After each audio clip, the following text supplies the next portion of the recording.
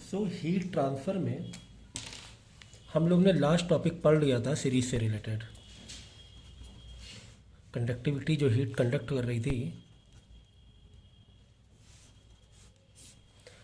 हम लोग ने सीरीज वाला तो पढ़ लिया था। ओके, उसके शायद एक आध क्वेश्चन भी कर लिए थे।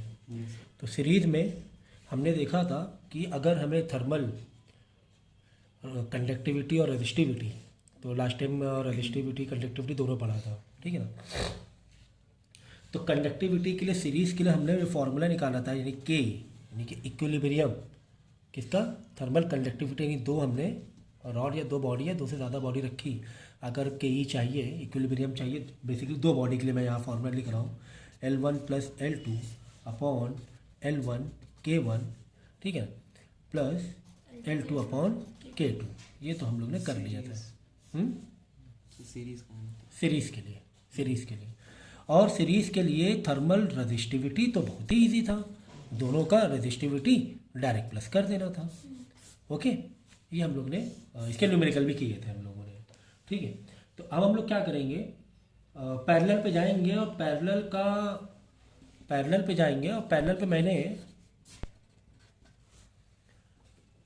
आर ई मैंने बता दिया था कि आर ई कैसे निकालना है, 1 अपॉन आर ई, है ना, जिस तरह रेजिस्टेंस का निकालते थे हम लोग। तो थर्मल रेजिस्टिविटी पैरेलल में कैसे 1 upon R E upon 1 upon R1 plus 1 upon R2, अगर 3-4 है तो उस हिसाब से हम लोग इक्विलिब्रियम रेजिस्टिविटी, थर्मल रेजिस्टिविटी ले सकते हैं, ठीक है।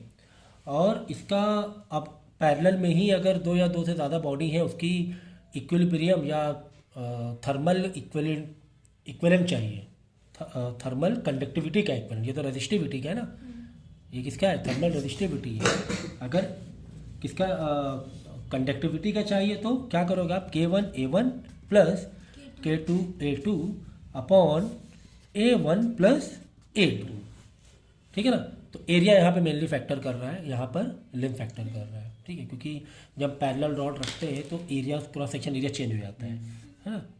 जैसे कि दो बॉडी मैंने ऐसे रख दी तो क्रॉस सेक्शन एरिया चेंज हो जाएगी, ये तो पैरेलल हो गया। सीरीज में तो डायरेक्ट लेंथ टू लेंथ हम लोग रख देते हैं। ओके, ये दो फॉर्मूले किसके, पैरेलल के लिए हैं। ओके, तो पैरेलल पे एक आध क्वेश्चन हम लोग कर लेंगे, और चाहे तो यहाँ पर और क्या कर सकते हैं हम लोग, हाँ एक चीज़ और, H का भी एक कॉम्बिनेशन लिख दें। सीरीज में जो हीट होगी वो H1 is equal to H2 overall H ही होगी, मतलब हीट का जो रेट होगा ट्रांसफ़र का, हाँ H1 इज इक्वल, जो यहाँ पर हीट ट्रांसफ़र हो रही है वो यहाँ पर ही ट्रांसफ़र होगी। क्यों सर वहाँ पर सेम होगी, क्योंकि क्रॉस सेक्शन एरिया नहीं बदल रहा है, ठीक है ना। तो सेम टू सेम हमने, लेकिन लेंथ बदल रही, कोई बात नहीं, लेंथ का कोई मैटर नहीं, लेकिन क्रॉस सीरीज में आप रखोगे क्रॉस सेक्शन अगर एरिया सेम रहेगा तो हीट का जो ट्रांसफ़र होगा वो पूरा का पूरा इस तरह ट्रांसफ़र होगा, रेट, यानी H1 जो यहाँ पर H1 नॉट हीट ट्रांसफ़र का rate Q upon T rate, वो दोनों का क्या रहेगा, सेम रहेगा सीरीज में। पैरेलल में जो हीट निकलेगी, अगर हीट निकालेंगे तो H1 प्लस H2 हो जाएगा। पैरेलल के लिए आपको दोनों के अलग अलग प्लस करना पड़ेगा, दोनों का रेट अलग अलग प्लस करना पड़ेगा। तो हम ओवरऑल इस बॉडी का हीट का जो ट्रांसफ़र रेट है वो बोलेंगे H1 प्लस H2 दोनों मिलाकर। जैसे इसका 3 है, इसका 5 है, तो हम बोलेंगे इस बॉडी का हीट ट्रांसफ़र रेट क्या बोलेंगे, 8 है, क्या बोलेंगे, 8 है एग्जाम्पल के तौर पर, ठीक है ना। तो ये चीज़ है।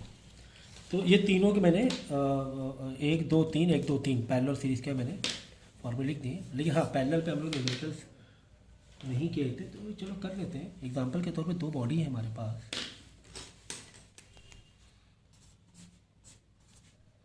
अच्छा ध्यान रहे कि इसका पहला लेक्चर हो चुका है, इसका एक ही लेक्चर हुआ ना, दो हुए, एक ही हुआ मेरे ख्याल से, वो रिकॉर्ड हम लोगों ने नहीं किया है, ठीक है। तो उसकी तरफ प्रैक्टिस मजबूत रखना।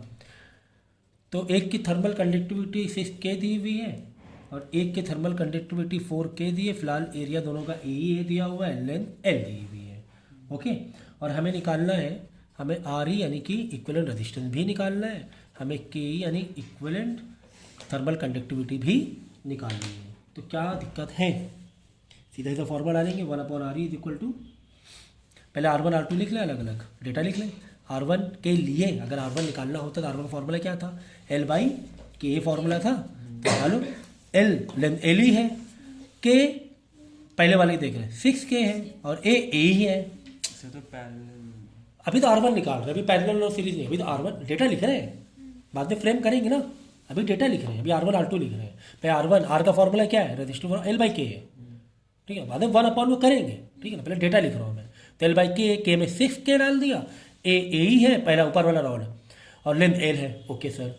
R2 कितना है, R2 L तो L ही है, मतलब L/K हमें करना है तो L तो L ही है, K की जगह 4K डालेंगे और A की जगह A ही डाल देंगे, ओके सर, ठीक है, ठीक है, ओके। चलो अब निकाल लेते हैं, आर ई निकाल लेते हैं पैरेलल के हिसाब से। पैरेलल के हिसाब से आर ई कैसे निकालोगे, 1/RE करके निकालो, तो 1/L/KA ऐसे करो ना, आप चाहो तो वैसे डायरेक्ट, लेकिन क्यों इतना दिमाग में उतना मतलब याद बहुत करना पड़े फिर, है ना, सीधा सीधा करो, कोई दिक्कत नहीं है।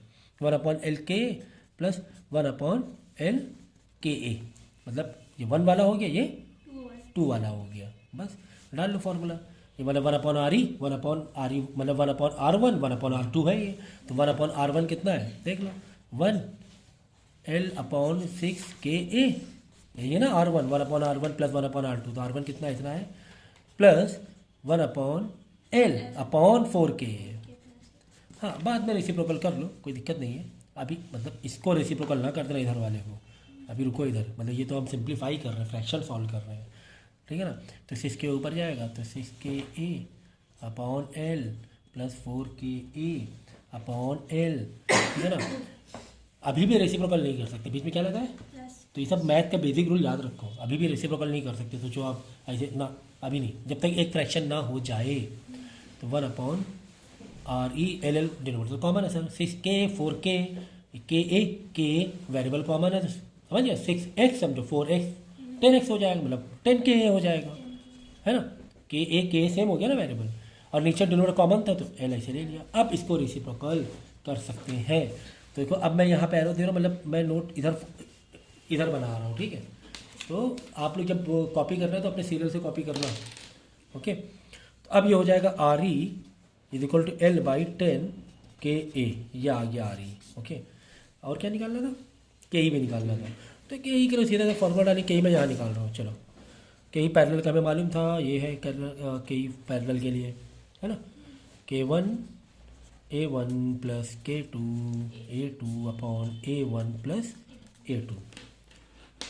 चलो, तो K1 यानी 6K, A1 का A है, प्लस K2 4K, A2 में भी A ही है, अपॉन A1 प्लस A2, दोनों में A ही है, तो A प्लस A, तो यानी 10KA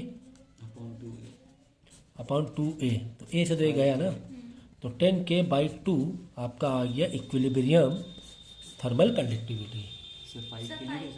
सॉरी 5K, हाँ 5K कर दो ना, हाँ सही है ना, 5K कर दो, ठीक है ना।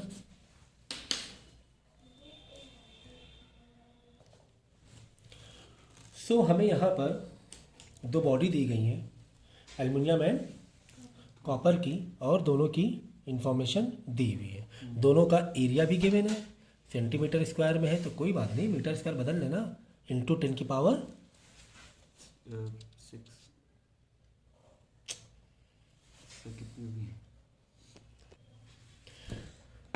ठीक है। तो इंटू 10 की पावर -4, 10 की पावर -4 मल्टीप्लाई कर लेंगे तो मीटर स्क्वायर बदल जाएगा। तो क्या ये बार बार बताने की ज़रूरत है क्या कि 1 या कोई भी सेंटीमीटर स्क्वायर कोई भी क्वांटिटी, तो 1 इंटू इसको बदलने के लिए, मीटर स्क्वायर बदलने के लिए 10 की पावर -4 करेंगे, क्यों, सेंटीमीटर से मीटर तो 1/100 मतलब -2 होता है, क्योंकि स्क्वायर में लगा हुआ है, ये 1000 बार सब मतलब बहुत बार बातें हो चुकी हैं इसमें, ठीक है। तो ये भी 1 ही है, 1 5 होता था, 5 इंटू करते हैं, लेकिन 10 की पावर -4 है ना, सेंटीमीटर स्क्वायर से मीटर स्क्वायर में जा रहे हो, सेंटीमीटर स्क्वायर से मीटर स्क्वायर में जा रहे हो, तो 10 की पावर -2 नहीं होगा, अगर जस्ट सेंटीमीटर होता तो 10 की पावर -2 होता, लेकिन स्क्वायर मीटर स्क्वायर है तो 2 जब और एक्स्ट्रा हो जाएंगे, ठीक है ना। तो ये सब चीज़ें, तो कुल मिला के हमें हीट पता करना है, और हमें पता है कि हीट जो पैरेलल होता है वो तो कॉमन ही होता है ना दोनों बॉडी के लिए, क्या अलग अलग होता है बोलो, पैरेलल के लिए क्या होता है, सीरीज के लिए क्या होता है, पैरेलल के लिए क्या होता है, पैरेलल में दोनों का ऐड हो जाता है, इक्वल नहीं होता है, ठीक है, दोनों की बॉडी का जो यानी H1 और H2 ये दोनों आपस में ऐड हो जाएंगे। ये देखो पहले मैंने बताया हीट इक्विवेलेंट कैसे निकालोगे, दोनों बॉडी का H1 प्लस H2 ये दोनों का हीट का रेट ऐड कर दोगे। बाकी हीट का तो तुम्हें फार्मूला मालूम ही है, दो फार्मूले कम से कम हम लोगों ने किए ही हुए हैं हम लोगों ने, ठीक है ना। तो खैर ये दोनों हमें प्लस करके एक ओवरऑल हीट का रेट मालूम पड़ जाएगा। ओके, सो यूनिट ज़्यादातर तो इन्फॉर्मेशन तुम्हें दी हुई है, तो क्या करेंगे मतलब हीट का फॉर्मूला लिखेंगे, यानी कि हीट हमें कैसे निकालोगे, heat in AL plus heat in CU, दोनों के अलग हीट निकालना पड़ेगा। तो ठीक है, ये फॉर्मूला हमें लगाना है, तो हीट AL और हीट CU निकाल लेते हैं, ठीक है ना। तो हीट अगर AL निकालोगे तो कैसे निकालोगे, फॉर्मूला डालेंगे सर। क्या फॉर्मूला डालोगे, delta T upon R, AL है तो AL, किसकी रेजिस्टिविटी, एल्युमिनियम की। ये फॉर्मूला है कि नहीं है, डेल्टा T बाई RL। भाई R का मतलब क्या था, L बाई K है, तो K ऊपर लाओगे तो वापस हीट का वही फॉर्मूला आ जाएगा। ये कई बार डिस्कस कर चुके हैं हम लोग, है कि नहीं है। भाई हीट का फॉर्मूला क्या था, K delta T by R, K delta T by L था, लेकिन यहाँ पर क्या है, R करेंगे तो R का रेसिप्रोकल करके नीचे लेकर आए, तो हम लोग ये पहले लेक्चर में मैंने बता दिया था सारी चीज़ें, ठीक है ना। ये देखो पहले लेक्चर में जो डिस्कस किया था ना, हीट का फॉर्मूला हमारा क्या आया था, K है डेल्टा T बाई L। हमें डेल्टा T को अकेला छोड़ना था, तो K हम नीचे लेकर आ गए थे, L के नीचे ले आए थे, L बाई K ही हमारा R हो गया था। तो हीट का नया फॉर्मूला क्या आ गया था, delta T by upon R, ठीक है ना, ये आ गया था ना, H is equal to delta T, और ये L बाई K को ही हम लोग R से ये कर रहे थे, डिनोट कर रहे थे। ये K नीचे आ जाएगा तो L by K he R के शक्ल में होगा, मतलब R का फॉर्मूला ही क्या है, what is your R, it is your L by K, है ना। K नीचे आएगी, ये हो चुका है पहले लेक्चर में डिस्कस, ठीक है ना।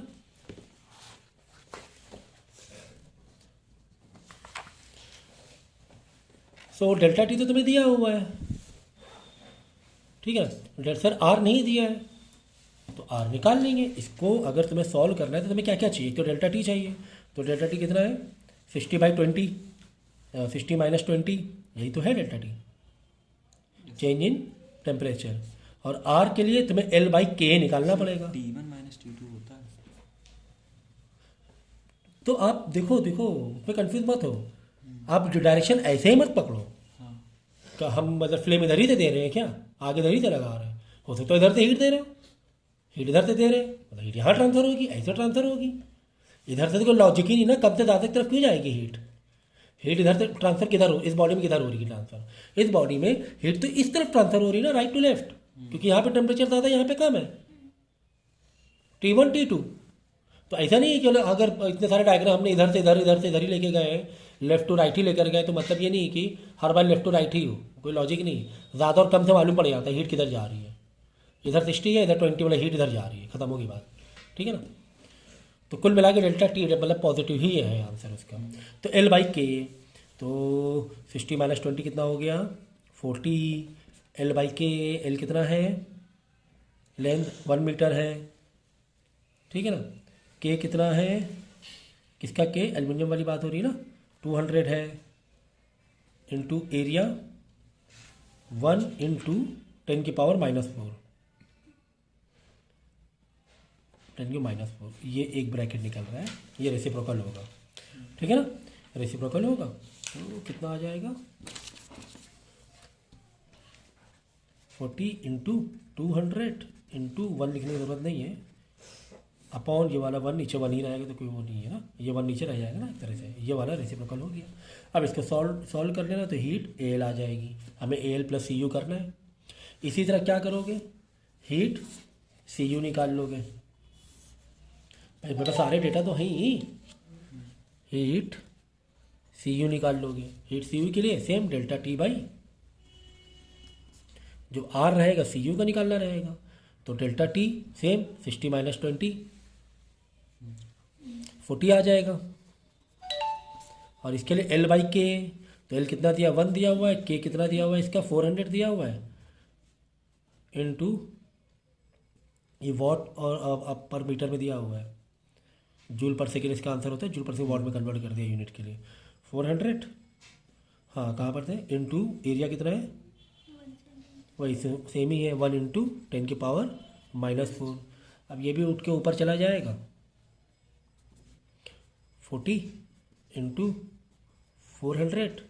अब यहाँ पे दिमाग ये ना लगा देना सर ये 10⁻⁻⁴ ऊपर जा रहा है तो पावर क्या हो जाएगी, पॉजिटिव हो जाएगी।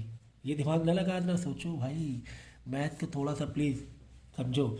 यहाँ पर जो ऊपर लेके जा रहे हैं ये कौन सा फंक्शन है, ये रेसिप्रोकल वाला फंक्शन है, हम रेसिप्रोकल कर रहे हैं, डिवाइड का मल्टीप्लाई बदल रहे हैं। अगर 10⁻⁻⁴ जस्ट डिवाइड में होता, जस्ट डिनोमिनेटर में होता है 2 डिवाइड बाई 10⁻⁴, अब हम इसको न्यूमरेटर में भेज रहे हैं तब यहाँ पॉजिटिव हो जाती पावर, तो पावर क्या हो जाती है, पॉजिटिव, क्योंकि डिनोमिनेटर में न्यूमरेटर में भेज रहे हैं। ये जस्ट रेसिप्रोकल कर रहे हैं क्योंकि डबल डिवीजन है। क्या है, डबल डिवीजन। जब डबल डिवीजन होते हैं तो ये वाले को मल्टीप्लाई, इस डिवीजन को मल्टीप्लाई बदलने के लिए ये वाला रेसिप्रोकल हो जाता है। तो बच्चे सिंप्लीफिकेशन में गलती कर देते हैं, इसलिए मैं, और ये बहुत यहाँ पे हो जाती है गलती बच्चों से अक्सर कि अरे ये 10 जो माइनस ऊपर चला गया तो पॉजिटिव 4 हो जाएगा, वो ना करना। ये अलग फंक्शन से ऊपर ले आ रहे हैं, अलग फंक्शन से ऊपर रेसिप्रोकल वाले फंक्शन से ले आ रहे हैं, डिनोमिनेटर से न्यूमरेटर नहीं कर रहे हैं उसे। तो 10⁻⁴, तो यहाँ से क्या आ जाएगा, HCU आ जाएगा, आंसर निकाल लेना। ठीक है। और हाँ एक चीज़ और बतानी थी, जो भी आंसर आएगा उसकी यूनिट क्या होगी, बताओ, हीट की यूनिट क्या होगी, क्या होगी एच की यूनिट, बोलो, रिवाइज करके आए हो ना। यहाँ भी यूनिट क्या लिखेंगे, कुछ तो यूनिट लगाना पड़ेगा ना यहाँ, क्या लिखेंगे बोले,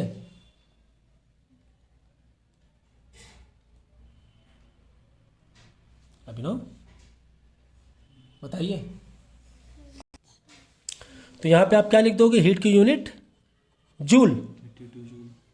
गलत, गलत है, ये गलत है।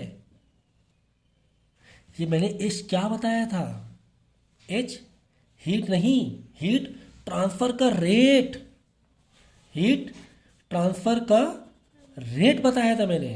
अगर जस्ट हीट होता जूल पर सेकंड। तब जूल होता, तो हीट ट्रांसफर रेट मतलब Q/T। ये शुरुआत में पहले लेक्चर में सब समझा दिया था मैंने कि जहाँ जहाँ मैं H लिखूंगा वहाँ Q नहीं है, वो Q/T है, यानी जूल पर सेकेंड है। और जूल पर सेकेंड ही क्या होता है, वॉट होता है, kind of power. H is what, nothing, just kind of it's a power, sir. Power है। हीट ट्रांसफर रेट, ये जो H है ना, ये Q नहीं है। Q मतलब होता है हीट एनर्जी, H है उस एनर्जी, उस हीट का ट्रांसफर का रेट। पहले लेक्चर आप रिवाइज नहीं करके आए अच्छे से, उसको पक्का रिवाइज कर लेना प्लीज़। तो वॉट में आंसर आएगा भाई, जूल मत दे देना इसे, वॉट देना, वॉट। ये H Q होता तो उसे जूल देते, Q मतलब हीट होता है, H मतलब ट्रांसफर रेट। Q/T चल रहा है हमारा, H का हर जगह Q/T चल रहा है। यहाँ जब मैंने H लिखा मैंने Q/T है, हो सकता है कहीं पर H ना दे के Q और T के टर्म में दे दे, तो घबराना नहीं है, Q/T के टर्म से हम लोग सॉल्व करेंगे। आई बात समझ में? अच्छा यहाँ पकड़ लिया मैंने, देखो।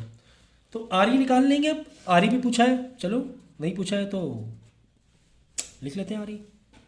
तो RE कैसे आएगा, पैरेलल में है सर, तो 1/RE, 1/R1 प्लस 1/R2। तो 1/R1, R का फॉर्मूला हमें पता ही है, R का फॉर्मूला क्या होता है, L/KA, L/KA। तो ये तो आप कर ही लोगे, ठीक है ना। KA ये 1 वाला है या 2 वाला है, और जो भी इंफॉर्मेशन है, क्योंकि L भी तुम्हें दिया हुआ है और K भी दिया हुआ है, A भी, सब तो दिया ही हुआ, यही तो है, बस यही तो लिखना है एक तरीके से इसके नीचे, है ना। ये लिखना, ये वाला डेटा ये इधर आएगा, ये वाला डेटा इधर आएगा, ओके। इत्तेफाक से 1 ऊपर है क्योंकि L भी 1 ही थी, तो सेम टू सेम ही डेटा आ जाएगा, ओके। तो बाद में क्या, सबको प्लस करना है और फिर बाद में रेसिप्रोकल करना है। पहले से रेसिप्रोकल ना कर लेना, छोटी छोटी मैथ में बता रहा हूँ, बच्चे यहाँ भी गलती कर देते हैं, पूरा का पूरा उठा के रेसिप्रोकल कर देंगे। नहीं, बीच में क्या लगा है, प्लस लगा, नहीं कर सकते, प्लस और माइनस में नहीं कर सकते। एक छत के नीचे आना चाहिए, एक डिनोमिनेटर अपॉन के नीचे आना चाहिए पहले, ठीक है, ओके।